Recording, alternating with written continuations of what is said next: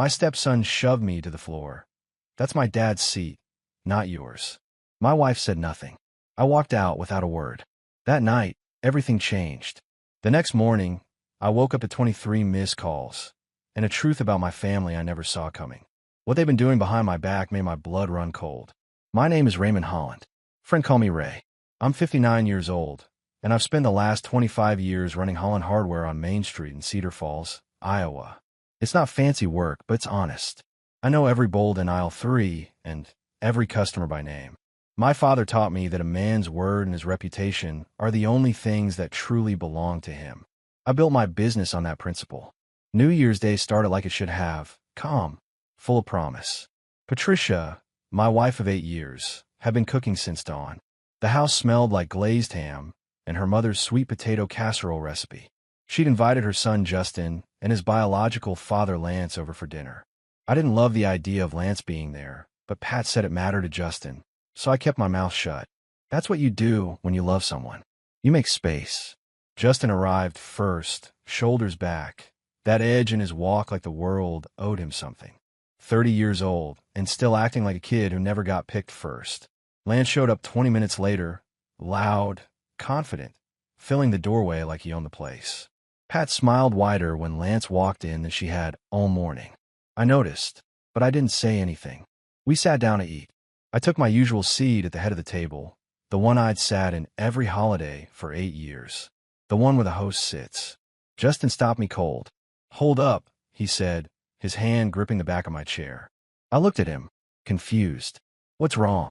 He nodded toward Lance like he was introducing royalty. "That's my dad's seat, not yours." The room went silent. Forks froze midair. Someone's breath caught. Patricia stared down at her plate like the pattern needed counting. I waited for her to say something. Anything. She didn't. Justin shoved me. Not a nudge. A real, two-handed shove to my chest. The chair scraped backward. My heel caught the rug, and I went down hard. Pain shot through my hip, sharp and hot. I lay there on the floor, staring up at the ceiling, tasting something metallic. Nobody moved to help me up. Lance didn't even flinch. Justin stood over me, breathing hard, like he'd been holding that in for years. I pushed myself up slowly, steadying against the table. I looked at Patricia one more time. She still wouldn't meet my eyes. So I nodded once and walked out. I didn't slam the door. I didn't yell. I just left. The cold hit me like a wall. I sat in my truck with my hands on the wheel, watching my breath fog the windshield. Through the window, I could see them moving around inside, sitting back down, laughing, like nothing had happened. I drove home, the house I'd owned before I ever met Patricia. I changed out of my stained shirt, checked the bruise already spreading across my hip, and sat down in my recliner with an ice pack. My phone started buzzing. Patricia. I let it ring. Justin. Ring. Lance. Ring. I didn't answer any of them. Not because I wanted revenge. Because if I opened my mouth, I wasn't sure I'd say anything worth hearing. That night, I barely slept. When I finally did, it came in pieces, broken and restless. The next morning, my phone lit up like a fireworks show. 23 missed calls. I stood at my kitchen window with cold coffee in my hand and watched the neighborhood wake up. Garage doors opening. Cars backing out. Ordinary life moving forward like the ground hadn't just shifted under my feet. Something had shifted. Whatever happened after I walked out had found its way back to me. And it wasn't finished. I didn't answer the phone that morning. 23 missed calls sat there like a stack of unpaid bills, heavy with whatever they carried. I let them sit. I made fresh coffee and stood at my kitchen counter, listening to the house settle. The furnace kicked on. The refrigerator hummed. Normal sounds that reminded me I was still standing. I scrolled through the call log. Patricia, 5 times. Justin, 4. Lance, twice. And then a number I didn't recognize, called 3 times between 6 and 7 a.m. That one made my stomach tighten. I tapped the voicemail. "Mr. Holland, this is Denise Carter with First Community Credit Union. We need to discuss an urgent matter regarding your account. Please call us back as soon as possible." Urgent. That word doesn't get thrown around unless someone needs you to move fast or carefully. I grabbed my coat and keys without sitting down to think about it. Thinking had done enough damage already. The credit union was 10 minutes away, parking lot half empty under a gray sky that looked like it was holding its breath. I sat in my truck for a moment, feeling the ache in my hip, then went inside. Denise met me in the lobby with a smile that was professional, but didn't pretend this was routine. She led me to a small office that smelled like toner and burnt coffee. "Thank you for coming in so quickly," Denise said, sliding a folder across the desk. "There's a personal line of credit that was open 9 months ago. You're listed as the primary borrower. 2 payments have been missed." That's what triggered the alert. I felt the words land before I answered. "I didn't open a line of credit." She nodded like she'd expected that. "The file includes your name and a signature attributed to you." She turned the page so I could see it. From across the desk, it looked close enough. The slant was familiar, the way the letters connected. But when I leaned in, I could see it was wrong. Too careful in places where I was always quick. Too loose where I was tight. "That's not my signature," I said. Denise didn't react. She reached into a drawer and set a form on the desk. "Statement of unauthorized use. If you sign this, we open a fraud investigation. An investigator will contact you. We'll compare signatures, review access, document timelines. It can have serious consequences for whoever submitted the paperwork." I leaned back and looked at the ceiling tile. I thought about Patricia's eyes on her plate, about Justin's hands on my chest, about all the times I've been asked to smooth things over because family. "I'm not making this decision out of anger," I said. "I'm making it because my name means something." I signed. The pen moved the way it always had. No hesitation. As soon as the ink dried, my phone buzzed. "Patricia." Denise glanced at it. "You don't have to take that here." "I know," I said. I didn't answer. Outside, I sat in my truck and listened to the engine idle. My phone buzzed again. This time, Justin. Then a voicemail came through. I played it. "Ray, listen," Justin said, his voice tight. "There's some stupid banking thing. They froze my account. Just call them and tell them you signed it." "Okay, just fix this."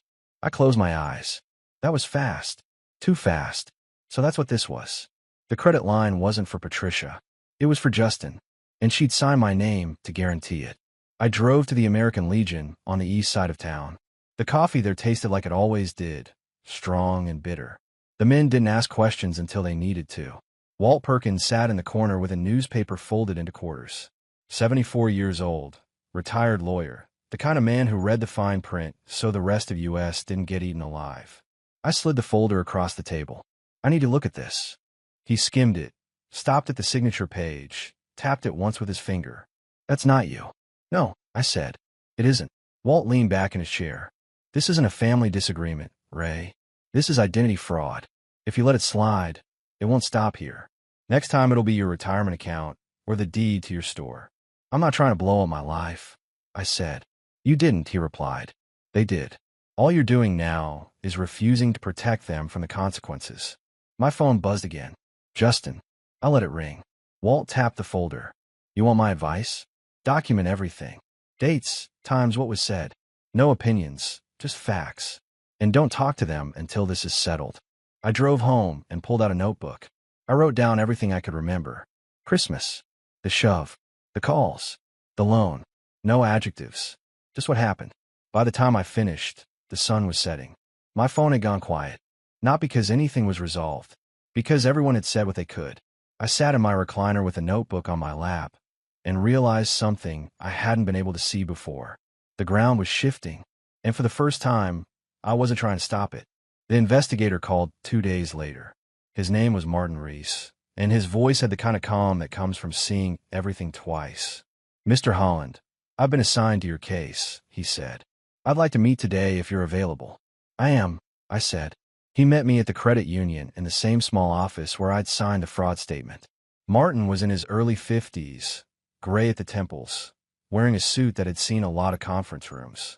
He set a recorder on the table and explained the process like he was walking me through a repair manual. "I'll ask questions about the account and your signature," he said. "You can stop anytime." "I'm not here to stop," I replied. He had me sign my name 10 times on blank paper, the same way I always did. Same pressure, same slant, same muscle memory I'd had since high school. Then he compared them to the scan in the file. "That's not a match," he said, pointing to the differences. "Whoever did this tried, but they didn't get the rhythm right." "No," I said, "they didn't." He asked who had access to my personal information. I told him the truth. Marriage looks like trust until it stops being that. When we finished, Martin closed the folder. "The preliminary findings will be forwarded to the county prosecutor. That doesn't guarantee charges, but it means this is formal now. Be prepared for contact. I nodded and left. At home, I was going through my closet looking for an old jacket when I found something that didn't belong. A small black device, no bigger than a matchbook, tucked into the pocket of a coat I hadn't worn in months. I pulled it out and turned it over in my hand. A voice recorder. My stomach went cold. I checked my other coats. Found another one. Then I checked the living room, running my hands along the bookshelf, behind picture frames. I found 2 more. 4 in total. Someone had been recording me in my own house. I called Martin Reese immediately. I found recording devices, I said when he answered. Hidden in my home. There was a pause. Don't touch them anymore. I'm sending someone to collect them as evidence. A tech from the sheriff's office came that afternoon, bagged the devices, and told me they'd analyze the contents. 2 days later, Martin called back. We pulled the audio files, he said. Most of it is just daily conversation. Nothing incriminating on your end. But there's metadata showing when they were placed. About 4 months ago. Who put them there? I asked, though I already knew. We can't prove it yet, Martin said carefully. But the timing matches up with visits your stepson made to your home. Justin. He'd been recording me, looking for something, anything he could use to make me look bad, to build a case that I was the problem. I sat down hard in my chair, the weight of it settling in. This wasn't just about money.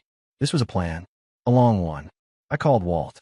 They were recording me, I said, in my own house. Walt was quiet for a moment. That changes things. That's invasion of privacy. Possibly illegal wiretapping, depending on how it was done. What do I do? Let the investigators handle it, Walt said. But Ray, this isn't a prank. This is calculated. You need to be ready for this to get uglier before it gets better. That night, I sat in my living room and looked at the spaces where those devices had been hidden. I thought about every conversation I'd had in this house over the past 4 months. Every private moment. Every time I thought I was alone. I wasn't angry. Anger burns hot and fades. This was colder. This was clarity. They hadn't just stolen my name. They'd stolen my peace. And I was done letting them get away with it. 3 days after I found the recording devices, my son Jordan called. Dad, I'm coming home, he said. His voice was steady, the way it always was. Jordan didn't waste words. You don't have to do that, I said. Yeah, I do. Jordan arrived the next evening. 32 years old, lean and solid from years of Taekwondo training. He ran a small martial arts school in Des Moines, teaching discipline to kids who needed it. He'd earned his 4th-degree black belt 2 years ago, and I'd never been prouder. He walked in, dropped his bag by the door, and pulled me into a hug that was careful around my bruised hip. You okay? He asked, stepping back to look at me. I've been better, I admitted. Tell me everything. I did. The shove. The fraud. The recordings. Jordan listened without interrupting, his jaw tightening with every sentence. When I finished, he said, Where's Justin now? At Patricia's place, I assume. Jordan nodded slowly. I want to talk to him. No, I said firmly. That's not how we're doing this. Dad, he put his hands on you. And if you put your hands on him, you know better. We handle this the right way. Through the system. With evidence and lawyers. Not fists. Jordan looked at me for a long moment, then nodded. Okay, your way. But I'm staying until this is settled. I appreciate that. Over the next few days, Jordan helped me go through everything. He organized my notes, made copies of documents, even called Martin Reese to ask questions I hadn't thought of. He was methodical, focused. I'd raised him to think before acting, and it showed. On the 4th day, we ran into Justin at the grocery store. It wasn't planned. I was picking up coffee. Jordan was grabbing milk. We turned down the cereal aisle, and there he was. Justin froze when he saw us. Jordan didn't say anything at first. He just stood there, shoulders relaxed, hands at his sides. But the way he looked at Justin said everything. Justin's face went red. What are you doing here? Visiting my dad, Jordan said evenly. The one you shoved to the floor. That's not how it happened. Justin shot back. I don't care how you remember it, Jordan said. I care what you did, and what you're going to answer for. Justin stepped forward, trying to get in Jordan's space. You threatening me? Jordan didn't move. No, I don't need to. The law's going to handle you just fine. I put a hand on Jordan's shoulder. Let's go. We walked away. Justin stood there, shaking, but he didn't follow.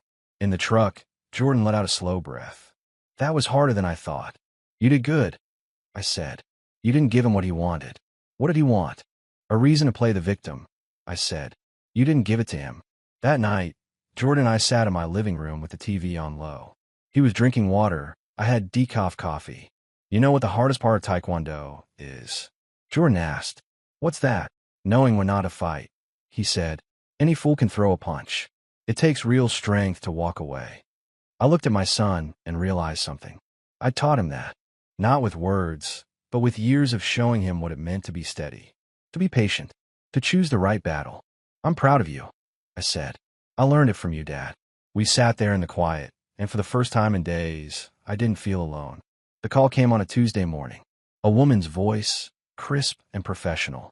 Mr. Holland, this is Evelyn Park from Heritage Antiques on 5th Street. I need to speak with you about a rather unusual situation. I'm listening, I said. About 3 weeks ago, a woman and a young man came into my shop with a walnut wall clock. They wanted to sell it. The woman said it belonged to her husband, but something felt off. I told them I needed to verify provenance before making an offer. My chest tightened. What did this clock look like? Walnut frame, brass hands, pendulum mechanism. There was an inscription on the back. To Raymond, from your father. Time is the only thing we can't buy back. The room tilted. That was my father's clock. The one he'd left me when he died. The one that had hung in Patricia's dining room for 8 years. That's my clock, I said. Who tried to sell it? The woman gave the name Patricia Holland. The young man was with her. They seemed impatient when I wouldn't buy it immediately. Did you buy it? I asked. No. I told them I needed 48 hours to research it. They never came back. I sat down hard. Why are you calling me now? Because I did research it, Evelyn said. Mr. Holland, that clock was made by Samuel Easterbrook in 1891. He only made 37 clocks in his entire career. I had it authenticated through photographs they left with me. If it's in good condition, it's worth approximately $45,000. The words didn't land at first. $45,000. They tried to sell it for how much? I asked. They wanted $500, Evelyn said quietly. I suspect they had no idea what they had. I closed my eyes. My father's clock. The only thing he'd left me that mattered. And Patricia and Justin had tried to sell it for pocket change. Where's the clock now? I asked. I assume it's still wherever they took it from. They haven't returned. Thank you for calling me, I said. I'll handle this. I hung up and immediately called Walt. They tried to sell my father's clock, I said. The one from the house. It's worth $45,000. Walt was quiet for a moment. Did they succeed? No. The dealer got suspicious. Ray, you need to get that clock back. Today. Before it disappears. I called Jordan. We're going to Patricia's house. 20 minutes later, we pulled up to the house I'd helped pay the mortgage on for 8 years. The house where I'd hung that clock with my own hands. I knocked. Patricia answered, her face pale when she saw me. Ray, I don't think this is a good time, she said. I'm here for my father's clock, I said. What clock? But her eyes flickered toward the dining room. The one you tried to sell at Heritage Antiques 3 weeks ago. Her face went white. I don't know what you're talking about. Yes, you do. Evelyn Park called me. She told me everything. Patricia's hand started shaking. Justin said it was just an old clock. He said we could get a few hundred for it. It's worth $45,000, I said. And it was never yours to sell. Justin appeared behind her. You can't just come in here demanding things. Jordan stepped forward. It's his property. You try to sell stolen property. It was in the house, Justin said. A house I don't live in anymore, I said. That clock belongs to me. I want it. Now. Patricia started crying. It's in the garage. We didn't sell it. I swear. I walked past her, Jordan behind me. In the garage, covered in a sheet, was my father's clock. I ran my hand over the walnut frame, checking for damage. It was dusty but intact. Jordan and I carried it to my truck. As we loaded it, Justin came out. You're really going to take everything, aren't you? He said. I looked at him. I'm taking what's mine. What you tried to steal. We didn't steal it. You tried to sell something that didn't belong to you, I said. That's theft. And if you'd succeeded, I'd have pressed charges. We drove back to my house. I hung the clock in my living room, right where I could see it every day. When I plugged it in, the ticking filled the room. Steady. Honest. Exactly like my father. That night, Martin Reese called. We've completed the investigation, he said. The prosecutor is moving forward. Your wife and stepson will be formally charged with fraud and identity theft. There's also the matter of the recording devices. That's illegal wiretapping. What happens now? I asked. Arraignment in 3 weeks. They'll be notified. I recommend you prepare yourself. This is going to get complicated.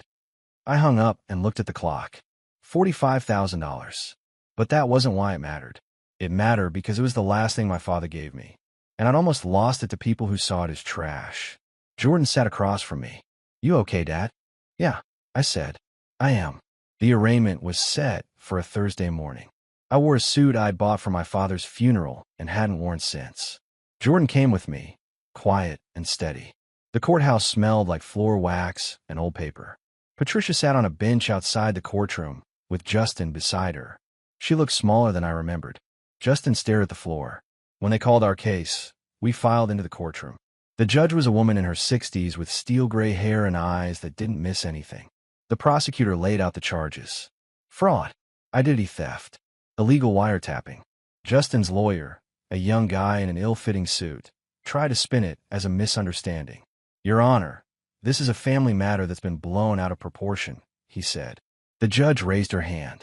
I'll decide what's proportionate after I hear the evidence. The prosecutor called Evelyn Park as a witness. She testified about the clock, the attempted sale, the lack of ownership proof. Then Martin Reese took the stand, walking through the signature analysis and the recording devices. When it was my turn, I kept it simple. I told the truth. No embellishment. Justin's lawyer stood up for cross-examination. Mr. Holland, isn't it true that you and your wife had financial disagreements? We had disagreements, I said, but I never gave her permission to use my name for credit. And these recording devices, couldn't they have been placed by someone else? The metadata shows they were placed during times my stepson visited my home. I didn't have other visitors. The lawyer sat down. Then the prosecutor stood. Your Honor, there's one more matter to address. He slid a document across to the judge, then handed a copy to Justin's lawyer. I couldn't see what it was, but Justin's face went pale. What is this? The judge asked. A background check on Lance Hartman, the biological father of Justin Holland, the prosecutor said. Lance. I'd almost forgotten about him. Mr. Hartman served 8 years in federal prison for wire fraud and identity theft, the prosecutor continued. Released in 2015. He has a documented history of teaching these same techniques to associates. The courtroom went silent. The judge looked at Justin. Your biological father is a convicted fraudster. Justin's lawyer stood. Your Honor, my client is not responsible for his father's criminal history. No, the judge said, but it establishes a pattern. It suggests where he learned these skills. She turned to Patricia. Mrs. Holland, did you know about Mr. Hartman's criminal record? Patricia's voice was barely a whisper. Yes. And you allowed him around your son? Around your husband's home? I thought he'd change, Patricia said. The judge shook her head. This isn't a family misunderstanding. This is a coordinated fraud. Bail is set at $50,000 each. Trial date in 60 days. The gavel came down. Outside, Jordan and I stood in the parking lot. Patricia and Justin were led to a bail bondsman's office across the street. Did you know about Lance's record? Jordan asked. No, I said. But it makes sense now. All of it. We drove to the American Legion. Walt was waiting with coffee. How'd it go? He asked. The prosecutor found out Justin's father is a convicted fraudster, I said. Walt nodded slowly. That changes the narrative. This isn't a desperate wife helping her son. This is a pattern of behavior taught by a career criminal. Patricia knew, I said. She knew what Lance was, and she brought it back into their lives anyway. And into yours, Walt said. I sat there with my coffee, thinking about all the dinners, all the holidays, all the times I'd welcomed Lance into my home because Patricia asked me to. I'd been harboring a criminal without knowing it. What happens now? I asked. You prepare for trial, Walt said. And you accept that the woman you married isn't who you thought she was. That night, I sat beneath my father's clock and listened to it tick. Steady and true, just like he'd always been. Jordan sat across from me. You did the right thing, Dad. Doesn't feel right, I said. It never does when you're the one who has to draw the line. But someone had to. I looked at my son and realized he was right. Someone had to say no. Someone had to stop protecting them from consequences. That someone was me. 2 weeks after the arraignment, Jordan showed me his phone at breakfast. "Dad, you need to see this." It was Justin's Facebook page. Public posts, dozens of them, all from the past week. My stepdad abused me for years. Nobody believed me. Now he's trying to destroy my life because I finally stood up to him. Another post. "Ray Holland is a violent man who terrorized our family. Ask anyone who knows him. He put his hands on me multiple times." Another. "I'm speaking my truth. Ray Holland is a predator who hides behind his business reputation." I felt my blood pressure spike. Every word was a lie. I'd never laid a hand on Justin. Never raised my voice to him beyond normal disagreements. This was fabrication, pure and simple. "There's more," Jordan said, scrolling. He posted photos. Old family photos from holidays and birthdays, but Justin had captioned them with lies. This was taken 1 week after he shoved me into a wall. Forced to smile for the camera while living in fear. Comments piled up underneath. People I didn't know, calling me a monster, demanding I be arrested, saying I should lose my business. "How many people have seen this?" I asked. Jordan checked. The main post has been shared 240 times. 240. In Cedar Falls, that was half the town. "I'm calling Walt," I said. An hour later, we sat in Walt's living room. He read through the posts with his reading glasses perched on his nose, his expression growing darker with each swipe. "This is defamation," he said. "Libel, specifically. False statements published to damage your reputation. Can we do anything about it?" I asked. "Yes, we can sue him for defamation. But Ray, you need to understand what that means. It's going to be public. It's going to be expensive. And it's going to get ugly." Jordan spoke up. "He's already made it public. He's already made it ugly." Walt looked at him, then at me.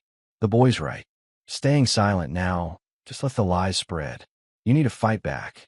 "Then let's fight," I said. Walt drafted a cease and desist letter that afternoon. By evening, it was delivered to Justin and his lawyer. The letter demanded Justin remove all posts, issue a public retraction, and refrain from making any further false statements. Justin's response came 2 days later. He deleted the posts, but posted one final message. "My lawyer says I can't talk about this anymore. But the truth will come out." That wasn't a retraction. That was doubling down. Walt filed a civil lawsuit for defamation the next morning. $100,000 in damages. Loss of business reputation. Emotional distress. The works. 3 days later, I lost my first customer. Greg Paulson had been buying supplies from Holland Hardware for 15 years. He walked in, looked uncomfortable, and said, "Ray, I need to take my business elsewhere for a while." "Why?" I asked, though I already knew. "My wife saw those posts before they got deleted. She thinks maybe there's something to it." I told her I don't believe it, but she's insistent. "Greg, you've known me for 15 years. I know, and I'm sorry, but I've got to keep the peace at home." He left. I stood there behind the counter, feeling the weight of what Justin had done. It wasn't just lies. It was destruction of everything I'd built. Jordan found me in the back room an hour later, staring at inventory I didn't see. "We're going to win this," he said. "Win what?" "Even if we win in court, people will always wonder. That's how these things work. Accusations stick. Retractions don't. Then we make the retraction stick," Jordan said. "We make it louder than the accusation." That night, I couldn't sleep. I lay in bed thinking about my father, about the hardware store he'd helped me open 25 years ago, about the reputation I'd built one honest transaction at a time. Justin had tried to burn it all down with lies. But I wasn't going to let him. The next morning, I did something I'd never done before. I recorded a video on my phone and posted it to the hardware store's Facebook page. "My name is Raymond Holland," I said to the camera. "Some of you may have seen posts about me recently. Posts claiming I abused my stepson. Those posts are lies. Complete fabrications. I have never abused anyone. I am currently involved in a legal case because my stepson and his mother committed fraud using my identity. Rather than face the consequences, he chose to attack my character with false accusations. I filed a defamation lawsuit. The truth will come out in court. Until then, I wanted you to hear it from me directly. I've served this community for 25 years with honesty and integrity. That hasn't changed." I posted it. Within an hour, it had 50 comments. Most of them supportive. Some skeptical. But at least my voice was in the conversation now. Jordan sat beside me as we watched the comments roll in. "You did good, Dad," he said. I hope so, I replied. Because once you step into the arena, there's no stepping back out. The trial date was 6 weeks away when everything came to a head. Jordan and I were leaving the courthouse after a pre-trial hearing. Just routine stuff, procedural motions, nothing dramatic. We walked through the lobby, pushed through the glass doors, and headed toward the parking lot. That's when I saw them. Justin and Lance, standing next to a pickup truck, smoking cigarettes. They saw us at the same time. Justin dropped his cigarette and started walking toward us. Lance followed. There he is, Justin said loudly. The man who's trying to ruin my life. I kept walking. I'm not doing this here, Justin. You don't get to ignore me, he said, stepping in front of me. Jordan moved between us. Back up. Or what? Justin said, getting in Jordan's face. You going to hit me? Go ahead. Give me another lawsuit. Nobody's hitting anyone, I said. Move aside. Lance spoke up from behind Justin. You think you're better than us, don't you? Walking around like you own this town. I think I'm a man who doesn't commit fraud, I said. Justin's face went red. You sanctimonious piece of... He shoved Jordan. Hard, 2 hands to the chest. That was his mistake. Jordan didn't shove back. He didn't need to. Years of Taekwondo training had taught him control, precision, economy of motion. Justin came at him again, swinging wild. Jordan sidestepped, caught Justin's arm, and used his own momentum to spin him off balance. Justin stumbled, tried to recover, threw another punch. Jordan blocked it, stepped inside Justin's guard, and delivered one palm strike to Justin's solar plexus. Not a punch, a push, but placed exactly right with exactly the right force. Justin's breath left him in a whoosh. He doubled over, gasping, and dropped to one knee. The whole thing took maybe 3 seconds. Lance started forward, but I stepped in front of him. Don't. He stopped, looking at Justin on the ground, then at Jordan standing calm and ready. You're done, I said to Lance. Take him and leave. A courthouse security guard came running out, radio in hand. What's going on here? This man assaulted my son, I said, pointing at Justin, who was still on the ground trying to breathe. There are cameras all over this parking lot. Check them. The guard looked at Jordan. You hit him. Self-defense, Jordan said. He shoved me first, then came at me swinging. I defended myself. Another guard appeared, and they separated us. 20 minutes later, we were in a security office watching the parking lot footage. It showed exactly what happened. Justin shoving Jordan. Justin swinging. Jordan defending himself with minimal force. The head of security looked at Justin. You want to press charges? Justin shook his head, still breathing hard. You're lucky, the guard said. That could have been assault. Get out of here. And if I see you starting anything else on courthouse property, you'll be arrested. Outside, Jordan and I got in my truck. My hands were shaking on the steering wheel. You okay? Jordan asked. You could have been arrested, I said. But I wasn't. Because I kept control. Because you taught me to. I taught you not to fight. You taught me to defend myself without becoming the aggressor, Jordan said. That's exactly what I did. We drove to the American Legion. Walt was there, and I told him what happened. The cameras caught it all, he asked. Everything. Walt smiled grimly. Good. Because Justin's lawyer is going to try to use this. But video evidence of Justin throwing the first punch? That's gold. That night, the local news ran a story. Altercation at courthouse. They had the footage. They interviewed the security guard. The young man in the black jacket was clearly defending himself. The guard said on camera. The other individual was the aggressor. The young man in the black jacket was Jordan. I watched the news segment 3 times. Each time, I saw my son doing exactly what I taught him. Control. Precision. Defense without aggression. Jordan sat beside me. You know what my master told me when I earned my 4th Dan? What? He said the highest level of martial arts is winning without fighting. But the second highest is winning while making it look like you didn't fight at all. I looked at him. You made it look easy. That's the point, he said. If it looks hard, you're doing it wrong. My phone buzzed. A text from Walt. News footage is perfect. Justin's credibility just took another hit. I showed it to Jordan. Good, he said. Let them see who we really are. That night, I slept better than I had in weeks. Not because the fight was over, but because I knew my son had my back. And more importantly, he had his own. I was closing up the hardware store on a Thursday evening when I saw her through the front window. Andrea, my first wife, Jordan's mother. I hadn't seen her in nearly 3 years. She was older, gray threading through her dark hair, but she still moved with that same quiet confidence I remembered from 25 years ago. I unlocked the door and let her in. "Ray," she said. Her voice hadn't changed. "I hope this isn't weird." "It's unexpected," I said, "but not weird. What brings you to Cedar Falls?" "Jordan called me," she said. "He told me what's been happening. The fraud, the accusations, all of it. I wanted to see how you were holding up." I gestured to the back office. We sat in a cramped space that smelled like coffee and sawdust. "I'm managing," I said. "Jordan says you're doing more than managing. He says you're fighting back the right way." "I'm trying to." Andrea looked around the office, at the photos on the wall, the certificates from the Chamber of Commerce, the thank you letters from customers. "You built something good here, Ray. I always knew you would." "We built something good together once," I said, "before I got too focused on work and forgot what mattered." She smiled sadly. "We were young. We both made mistakes. I made more than my share." "Maybe," she said, "but you learned from them. That's what matters." We sat there in comfortable silence for a moment, the kind of silence that only exists between people who used to know each other completely. "Jordan also told me about the house Patricia and Justin tried to sell out from under you," Andrea said. "It's my house," I said. "I owned it before I married Patricia. She just lived there. And now Jordan wants to buy it at the foreclosure auction, as an investment property." Andrea raised an eyebrow. "How do you feel about that?" I told him not to. It felt like revenge, not business. "What did he say?" "He said it was both, and that sometimes revenge and justice look the same from different angles." Andrea leaned back.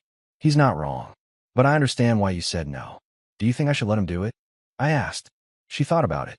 "I think Jordan is 32 years old. He makes his own decisions. And honestly, Ray, if that house is going to auction anyway, why not keep it in the family? You could use it for something good later." I hadn't thought about it that way. "You always did see things clearer than me," I said. "Not clearer, just different." We talked for another hour. About Jordan, about her life in Des Moines, about the hardware store, about everything that had happened. It felt good to talk to someone who knew me before all of this. When she stood to leave, she hesitated. "Ray, I know this is going to sound strange, but I'm proud of you for how you're handling this. A lot of men would have just rolled over or lashed out. You're doing neither. I'm just trying to do the right thing." "That's why I'm proud," she said. At the door, she turned back. "Jordan invited me to stay in town for a few days. I'm at the Hampton Inn. Maybe we could have dinner tomorrow." "I like that," I said. After she left, I stood in the empty store and realized something.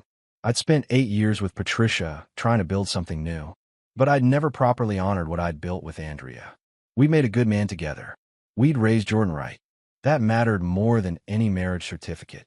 The next evening, Andrea and I had dinner at a small Italian place on Main Street. We talked about Jordan's martial arts school, about my plans for the hardware store, about her work as a school counselor. "You ever think about what might have been?"